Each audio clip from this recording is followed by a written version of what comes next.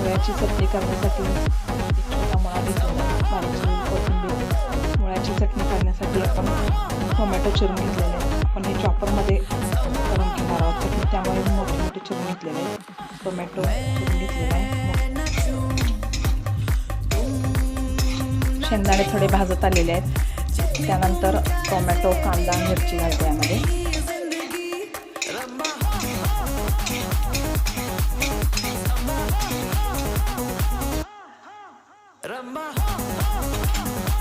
त्यानंतर टोमॅटो,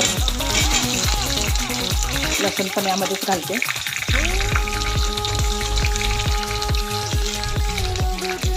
कांदा, मिरच्या, मुळा पण घालते यामध्ये. हे सर्व मंद आचेवर भाजून घ्यायचं.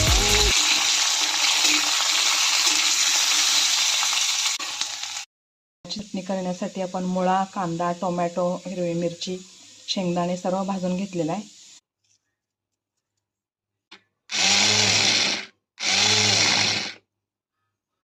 मुळ्याची चटणी तयार झालेली आहे. ते मी एका बाउलमध्ये काढून घेतली.